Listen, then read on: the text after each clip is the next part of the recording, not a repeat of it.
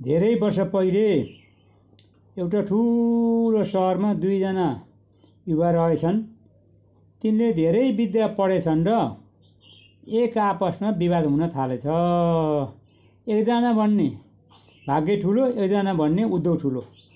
यसरी विवाद गर्दा गर्दै धेरै समय बितेपछि गाउँले परेशान भएछन् र यो खबर राजा भए ठाउँ पनि पुगेछ र राजाले बोलाएर सम्झाएछन् भनेछन्, तर उनीहरूले मानेछन् र अनि प्रधानमन्त्रीलाई भनेछन्, प्रधानमन्त्री के यो झगडा मिलाउन सक्छौ भन्दा प्रधानमन्त्रीले भनेछन् गाह्रो छ सरकार। भनेपछि यदि सक्छौ भने म 1 लाख रुपियाँ सुनको अश्रुपी दिन्छु भनेर राजाले भनेपछि सक्छु सरकार भनेछन् र तर मलाई केही समय र केही सामान चाहिन्छ भनेछन् र उनले तत्कालै एउटा ठुलो घरमा लगेर चाहिँ खिर पकाएर तिउन तरकारी अचार विचार सम्पूर्ण व्यञ्जन बनाएर राखेछन् र अनि त्यहाँ सुत्ने बेड झुल तन्ना सबै ठिक गरेर चाहिँ साँचो लागिएछन् र ती दुईजनालाई बाहिर बरान्डामा राखेर अनि चाबी चाहिँ त्यहाँ छोडेर मन्त्री हिँडेछन्।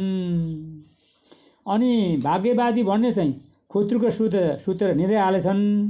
अनि उद्योगवादी भन्ने चाहिँ जुरुक्क उठेर साँचो खोलेर भित्र पसेर बत्ती बाला हेर त सब परिकार रहेछ।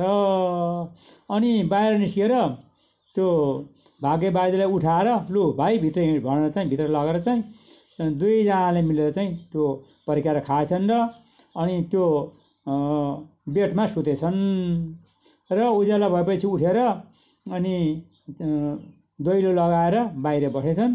मन्त्री गएर झगडा मिल्यो भन्दाखेरि मिल्या छैन भनेपछि लु त्यसो भए आज राजसभामा हिँड भनेर चाहिँ धेरै मन्त्री भाइ बाजार सब गण्यमान्य व्यक्तिलाई बोलाएर चाहिँ ती दुईजनालाई माझमा राखेर अनि मन्त्रीले भनेछन् अनि के भएर मिलेन भन्दाखेरि भाग्यवादीले भनेछन् मेरो भाग्यमा थियो र पो सबै कुरा सामान मिलेर खान पाइयो त, नभए कहाँ पाइन्थ्यो भनेपछि अनि उद्योगवादीले भनेछन् मैले उद्योग गरेर पो उठेर चाहिँ साँचो खोलेँ अनि बत्ती बालेँ सबै कुरा परिकार देखियो अनि र मैले बोलाएर पो उनले पनि खाएको नभए सुतिसक्यो मान्छेले कहीँ खान्छ भनेपछि अनि विवाद उस्तै रहेछ।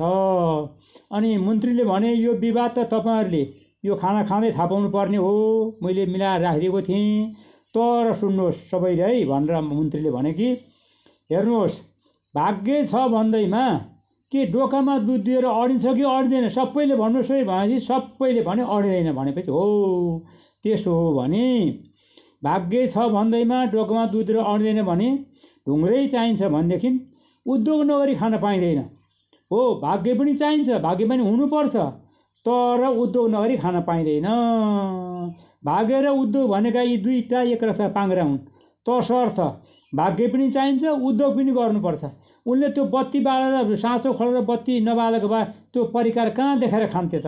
त्यस कारणले बराबरी हो है भनेपछि सारा सभासदले ताली पिटे, मन्त्रीले पनि ताली पिटे, त्यहाँकै राजाले पनि ताली पिटे, त्यहाँदेखि ती दुईजनाले पनि ताली पिटे र अनि त्यो झगडा छिन्यो। अनि त्यहाँबाट आफ्ना आफ्ना घरमा गए।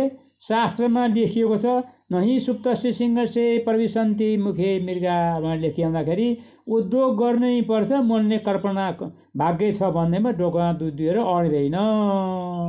र त्यसरी राजाले 1 लाख सुनको अश्रुपी मन्त्रीलाई पुरस्कार दिएर मन्त्री पनि आफ्नो घरतिर गए। ज्योतिष विराम कुमार कार्की।